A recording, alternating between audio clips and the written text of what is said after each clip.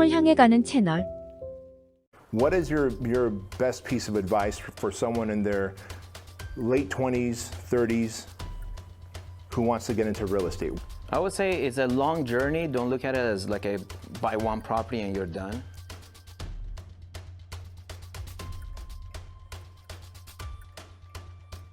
So I came from Iran at age 14. I was a skinny little boy, you know, that escaped, you know, that regime, going to the war and all that stuff. And my dad and my mom and 3 siblings, you know, they decided to leave Iran 2 weeks before my 14th birthday, because at age 14, you know, they basically make you go to the army and you can't really leave the country. And so my dad, having 7 brothers, 3 of them being crippled going to the war, he decided 2 weeks before my 14th birthday that he's gonna just, you know, bolt and leave everything. So it was a sudden journey that my dad decided to take, and it's been a long journey. It was very difficult to come here and not be able to communicate. Right. So late, right? Yeah, it was very difficult early on because we only had $2,000, you know, cash when we arrived to USA. My dad was promised a job by his friend that owned a gas station, and 2 nights at their house, we were forced to leave. The husband and wife got in a fight. Oh, wow. I guess, yeah, he hadn't, you know, communicated to his wife, hey, there's 6 people moving in. I'm bringing 6 family members in. Yeah, so we were forced to move out to a motel.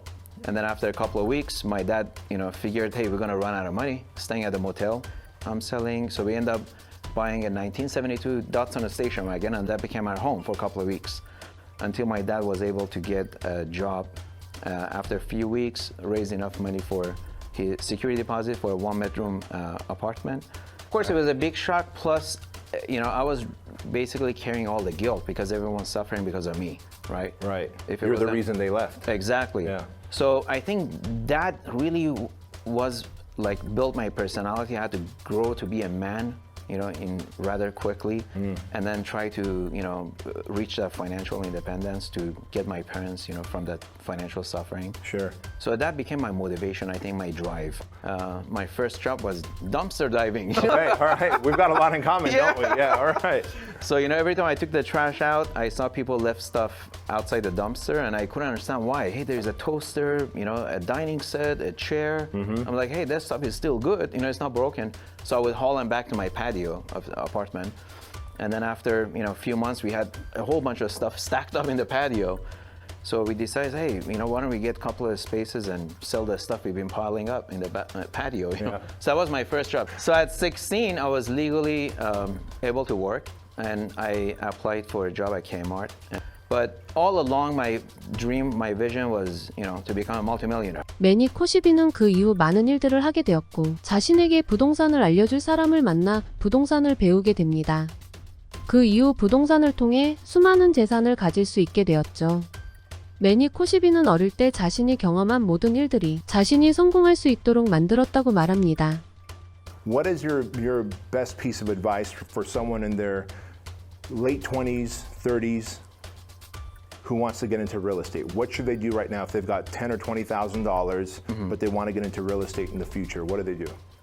I would say it's a long journey. Don't look at it as like a buy one property and you're done. Get your license, real estate license, get involved with the real estate community, watch the market, study the market, and get qualified. Make sure you're ready to pull the trigger when the time comes. When the time does come, you can really locate. 내가 지금 하고 있는 일이 아무 의미 없고 부질없다고 생각하시나요? 이 세상엔 어떠한 일을 하더라도 의미 없는 일은 하나도 없습니다. 지금 하고 있는 일에서 필요한 경험을 배우고 몸에 익히세요. 그 경험들이 쌓이고 쌓여서 당신의 성공의 길에 중요한 역할을 할 겁니다.